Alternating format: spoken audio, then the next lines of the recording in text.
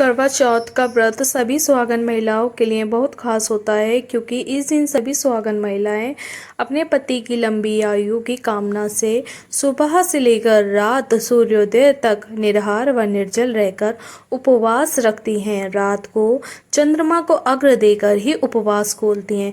तो आज की वीडियो में आप जानने वाले हैं कि साल 2022 में पड़ने वाले करवा चौथ व्रत की तिथि व शुभ मुहूर्त के बारे में। व्रत कब रखें, कब खोलें, सरगी कब तक खाते हैं, शाम की पूजा का शुभ मुहूर्त क्या होता है, कथा कब पढ़ें, बायने में क्या क्या दिया जाता है, ये सारी बातें बताने से पहले आप सभी को करवा चौथ की हार्दिक शुभकामनाएं। करवा चौथ का व्रत हर साल कार्तिक मास के कृष्ण पक्ष की चतुर्थी तिथि को रखा जाता है।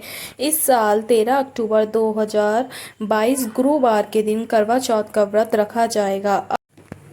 अब गुरुवार का दिन होने के कारण महिलाओं के अंदर ये सवाल उठेगा कि हम गुरुवार के दिन बाल कैसे धोएं। तो आप सभी लोग एक दिन पहले आप बाल धो लीजिए, क्योंकि बृहस्पतिवार के दिन ज़्यादातर महिलाएं नहीं धोती हैं, शैम्पू इत्यादि नहीं करती हैं। तो इसीलिए आप एक दिन पहले बाल धो लीजिए और उस दिन आप सिर्फ पानी से बाल धोइए। चतुर्थी तिथि प्रारंभ होगी 13 अक्टूबर गुरुवार तड़के 2 बजे से और जिसकी समाप्ति होगी 14 अक्टूबर शुक्रवार की सुबह 3:08 पर। करवा चौथ व्रत के दिन सूर्योदय का समय रहेगा सुबह 6:20 और सूर्यास्त का समय रहेगा 5:54। चौथ का व्रत रात को चंद्र देवता की पूजा करके चंद्र देवता को अर्घ्य देकर ही पूरा होता है। तो चंद्रोदय का इस दिन समय रहेगा रात को 8:27।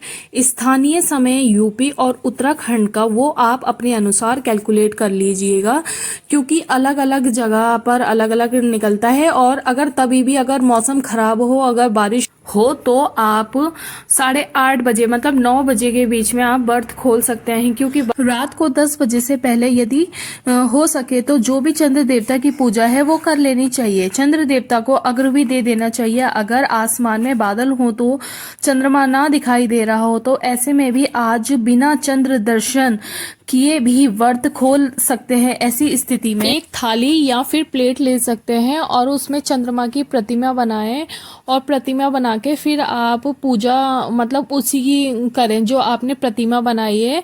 उसे रोली मतलब जो प्रतिमा बनाएंगे आप अक्षत या रोली से बना सकते हैं और फिर विधिवत जो पूजा अर्चना करी जाती है वैसे ही आप पूजा अर्चना करिए। ऐसा आपको तभी करना है जब बादल हो या बारिश हो, चंद्रमा बारिश के कारण ना दिखाई दे रहा हो, तभी आप ऐसा करें। जो जल डालेंगे आप जो प्लेट में प्रतिमा बनाइए उसी पे जल डालिएगा, जो नीचे गिरेगा उसके आप टेंशन ना करिए। और जो प्लेट में जल जमा होगा वो आप कभी भी किसी फूल वाले पौधे में डाल दीजिएगा। भूल कर भी आप तुलसी वाले पौधे में मत डालिएगा, क्योंकि दूसरे देवी देवताओं पे चढ़ाया गया जल कभी भी तुलसी के पौधे में कभी नहीं डालना चाहिए। 13 अक्टूबर 2022 गुरुवार को शुभ मुहूर्त रहने वाला है। ब्रह्म मुहूर्त का जो समय होता है सुबह स्नान करने के लिए और व्रत की सरगी खाने के लिए शुभ होता है। सुबह 4:41 से 5:31 तक। अभिजीत मुहूर्त जो होगा सुबह 11:44 से 12:30 तक। और विजय मुहूर्त जो होगा कथा पढ़ने और सुनने के लिए सबसे शुभ माना गया है। दोपहर 2:03 से स्टार्ट होगा और 2:49 तक रहेगा। इसमें आप कोई शुभ काम भी कर सकते हैं। अमृत काल का समय रहेगा 4:08 से 5:50 तक। जो कोई लोग वर्किंग हैं और वो दिन में कथा नहीं सुन पा रहे हैं या पढ़ पा रहे हैं तो वो शाम को कर सकते हैं अमृत काल में। फिर भी आपको समय न मिल पाए तो शाम को सूर्यास्त से पहले भी व्रत की कथा पढ़ या सुन लेनी चाहिए। करवा चौथ की मुख्यतः पूजा शाम के समय ही की जाती है। सुबह के समय आप अपने व्रत का प्रारंभ स्नान करके 16 श्रृंगार करके अपने आराध्य देवी देवताओं का ध्यान करके भगवान गणेश और माँ पार्वती जी का ध्यान करके और करवा माता का ध्यान करके आपको अपना व्रत प्रारंभ करना चाहिए। सुबह के टाइम पर धूप दीप जलाकर करवा माता की आरती कर सकते हैं और इस प्रकार से आपको करवा चौथ का व्रत प्रारंभ करना चाहिए। जो भी श्रृंगार आदि है, मेहंदी वगैरह है, वो एक दिन पहले लगा लेनी चाहिए और कोशिश करनी चाहिए कि आज के दिन कोरे जो कि नए वस्त्र पहने, अपनी शादी का जोड़ा या चुनरी पहने, उसे पहनकर ही आप सुबह शाम की पूजा करें। क्योंकि करवा चौथ का व्रत में निराहार व निर्जल रखा जाता है, इसलिए इस दिन ज्यादा बोलने से, ज्यादा काम करने से बचना चाहिए। रात को विधि विधान से पूजा करनी चाहिए। आपकी मान्यताओं के अनुसार, आपकी परंपराओं के अनुसार जो भी भोग लगाया जाता है, आप वो बनाएं और फल मिठाई वगैरह और धूप दीप जलाकर चंद्र देवता की आरती करनी चाहिए।